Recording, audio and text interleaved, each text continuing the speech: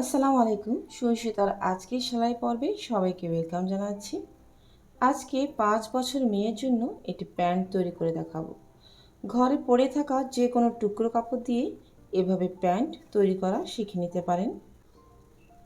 একটা প্যান্ট নিয়ে নিলাম স্মল, এটা প্রায় অনেক দিন সে পরেছে। প্যান্টের মাপটা নিয়ে নিয়েছি। আর একটি টুকরো কাপড় পরেছিল কিছুদিন আগে, কামিজ সেলাই করে রেখেছিলাম। বেঁচে যাওয়া টুকরো দিয়ে আজকে প্যান্ট তৈরি করে দেখাবো। কাপড়টি অনেক চওড়া ছিল, তো যতটুকু কাপড় লাগবে ততটুকু আমি কেটে নেব।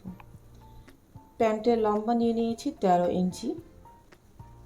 প্রথমে প্যান্টের লম্বাটা এঁকে নিচ্ছি। 13 ইঞ্চিতে এটা দাগ কেটে নিলাম। আর নিচের চওড়ার জন্য নিয়ে নিচ্ছি 3 ইঞ্চি, অর্থাৎ 6 ইঞ্চিকে 2 ভাগ করে 3 ইঞ্চি। আর কোমরে নিচ্ছি 13 ইঞ্চি। কোমর থেকে 6 ইঞ্চি নিচে নেমে গেলাম। দুই পাশে একটু সোজা দাগ কেটে নিলাম। দেখতে পাচ্ছেন একটু শেপ দিয়ে ভেতরের দিকে আমি কেটে নিয়েছি প্যান্ট। এবার সামনের অংশে আর একটু ছাঁট দিতে হয় সব সময়। তো পায়ের দিকে সামনের অংশে আমি আধা ইঞ্চি দাগ দিয়ে একটু গোল করে ছাঁট দিয়ে দিচ্ছি। বেশ এইটুকুই, খুব সহজ এই প্যান্ট তৈরি করা। নিচের চওড়া 2 অংশ সেলাই করে নিব, এরপরে দুপাশে সেলাই করে নিব। আর কোমরের অংশ রাবার বা ইলাস্টিকের জন্য ফাঁকা রাখবো। বাড়তি টুকরো কাপড় দিয়ে আমি কিছু পাইপিং কেটে নিচ্ছি। পাইপিং কেটে নেওয়া আর সেলাই করার একটি ছোট্ট শর্ট রয়েছে আমার চ্যানেলে, লিঙ্ক আমি ডিসক্রিপশনে দিয়ে দেব। যারা পাইপিং জোড়া লাগাতে জানেন না দেখে নিতে পারেন। চলুন এবার সেলাই করছি। প্রথমে আমি পাইপিংগুলো জোড়া লাগিয়ে নিয়েছি। এবার প্যান্টের নিচের অংশে সেলাই করে নিচ্ছি আর দুই পাশে ডাবল সেলাই দিচ্ছি। এতে করে প্যান্ট সেলাই মজবুত হবে, খুব তাড়াতাড়ি ছিঁড়ে যাবে না। সেই সাথে কোমরে ইলাস্টিক লাগানোর জন্য জায়গাটি সেলাই করে নিলাম। প্রায় 1 ইঞ্চি জায়গায় রেখেছি তাতে। এবার পাইপিংগুলো নিয়ে নিলাম। পায়ের গোলে দুই পাশে এই পাইপিং আমি জোড়া লাগিয়ে নেব।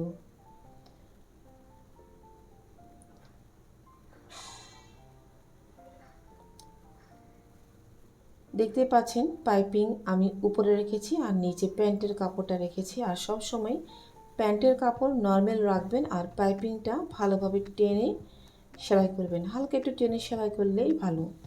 আর যে অংশটি জোড়া লেগেছে সেখানে একটু একটু করে কেটে দিচ্ছি। এতে করে যখন আমি পাইপিংটা বোটে ভেতরের দিকে আরেকটি চাপ সেলাই দিব, পায়ের গোলটি দেখতে সুন্দর হবে আর এর ফিনিশিং ভালো আসবে।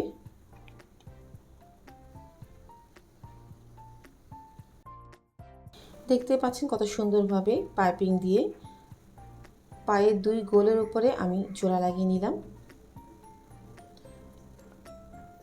সামনের অংশে একটু এক্সট্রা কাটার ফলে দেখতে পাচ্ছেন দেখতে সুন্দর লাগছে। আর এতে করে বুঝতে পারবেন কোন অংশ পিছনে থাকবে আর কোন অংশ সামনে থাকবে। এবার ইলাস্টিকটা লাগিয়ে নিচ্ছি কোমরে। ইলাস্টিক লাগানো হয়ে গেলে যে ছিদ্র দিয়ে ঢুকিয়েছি ইলাস্টিক, সেই ফাঁকা জায়গাটা একটু সেলাই করে দিচ্ছি।